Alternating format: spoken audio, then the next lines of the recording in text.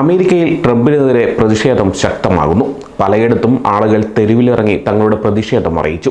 ട്രംപിന്റെ ഭരണത്തിനെതിരെ പലരും രംഗത്ത് വന്നു. ട്രംപിന്റെ ഭരണ പരിഷ്കാരങ്ങൾ രാജ്യത്തിന്റെ ജനാധിപത്യ മൂല്യങ്ങൾക്ക് എതിരാണെന്നാണ് പ്രതിഷേധക്കാർ പറയുന്നത്.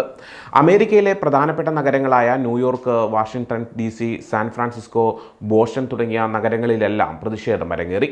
റിപ്പബ്ലിക്കൻ സംസ്ഥാനങ്ങളായ ടെക്സസിലടക്കം വലിയ പ്രതിഷേധമാണ് ഉയർന്നത്. ന്യൂയോർക്ക് നഗരത്തിൽ വലിയ പ്രതിഷേധമാണ് നടന്നത്. വൈറ്റ് ഹൗസിന് മുന്നിലും ആളുകൾ ഒത്തുകൂടി. 250 വർഷം മുമ്പ് നടന്ന ഒരു യുദ്ധത്തിന്റെ ഓർമ്മ പുതുക്കുന്ന ചടങ്ങിലാണ് മസാച്യുസെറ്റ്സിലെ പ്രതിഷേധം നടന്നത്.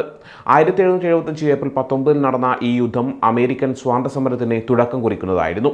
തോമസ് ബാസ്ഫോർഡ് എന്ന 80 വയസ്സുള്ള ഒരാൾ പ്രതിഷേധത്തിൽ പങ്കെടുത്തത് ഏവരുടെയും ശ്രദ്ധയാകർഷിച്ചു. അദ്ദേഹം മെയിനിൽ നിന്ന് വന്ന ഒരു റിട്ടയേർഡ് മേസൺ ആണ്. അമേരിക്കക്കാർ സ്വന്തം സർക്കാരിൽ നിന്ന് തന്നെ ആക്രമണം നേരിടുന്നു, അതിനാൽ ഇതിനെതിരെ പോരാടേണ്ടത് അത്യാവശ്യമാണെന്ന് അദ്ദേഹം പറഞ്ഞു. അമേരിക്കയിൽ സ്വാതന്ത്ര്യം അപകടത്തിലാണ്, ബാസ്ഫോർഡ് പറഞ്ഞു. എൻ്റെ കൊച്ചുമക്കൾ ഈ രാജ്യത്തിൻ്റെ ചരിത്രത്തെക്കുറിച്ച് പഠിക്കണം. ചില സമയങ്ങളിൽ സ്വാതന്ത്ര്യത്തിന് വേണ്ടി പോരാടേണ്ടി വരുമെന്നും അവർ മനസ്സിലാക്കണം. ഇതായിരുന്നു അദ്ദേഹത്തിൻ്റെ വാക്കുകൾ. ഡെൻവറിൽ നിരവധി ആളുകളാണ് പ്രതിഷേധവുമായി തെരുവിലേക്ക് ഇറങ്ങിയത്. കൊളറാഡോ സ്റ്റേറ്റ് ക്യാപിറ്റലിലാണ് പ്രതിഷേധക്കാർ ഒത്തുകൂടിയത്. കുടിയേറ്റക്കാർക്ക് പിന്തുണ നൽകുന്ന ബാനറുകൾ അവർ ഉയർത്തിപ്പിടിച്ചായിരുന്നു പ്രതിഷേധം. ചില ആളുകൾ അമേരിക്കൻ പതാക തലകീഴായി വീശി തങ്ങളുടെ പ്രതിഷേധം അറിയിച്ചു. രാജ്യത്ത് നടക്കുന്ന കാര്യങ്ങൾ അപകട സൂചനയാണെന്നാണ് പ്രതിഷേധക്കാർ പറയുന്നത്.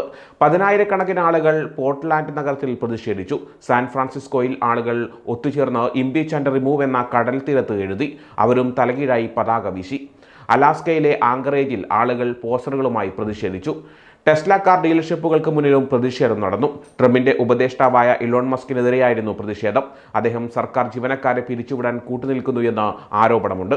അന്നദാനം പോലുള്ള സാമൂഹ്യ സേവന പ്രവർത്തനങ്ങൾ നടത്തിയും ചിലർ പ്രതിഷേധിച്ചിട്ടുണ്ട്. 2 ആഴ്ച മുമ്പും ഇതേപോലുള്ള പ്രതിഷേധങ്ങൾ നടന്നിരുന്നു. ട്രംപിന്റെ ഭരണകൂടം പൗരാവകാശങ്ങൾ ലംഘിക്കുന്നു എന്നാണ് പ്രതിഷേധക്കാർ ആരോപിക്കുന്നത്.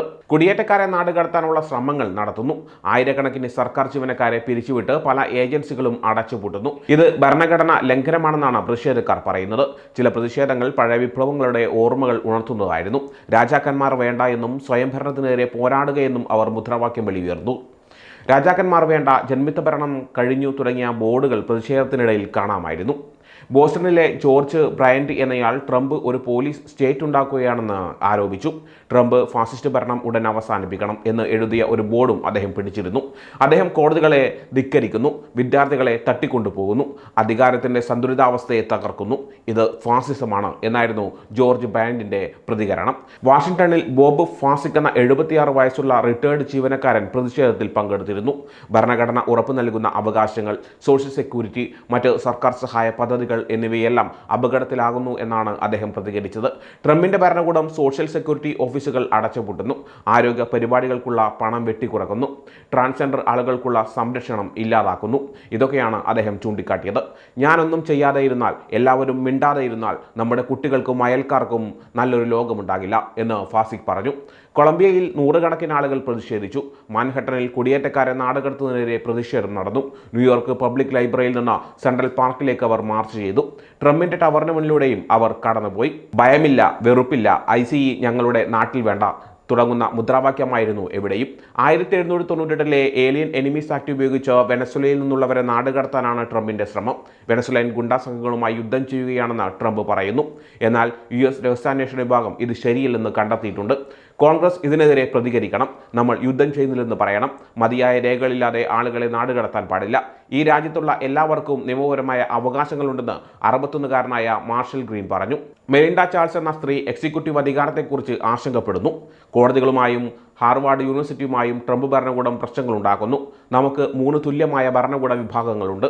എന്നാൽ എക്സിക്യൂട്ടീവ് വിഭാഗം വളരെ ശക്തമാവുന്നത് വിശ്വസിക്കാൻ കഴിയുന്നില്ലെന്ന് അവർ പറഞ്ഞു.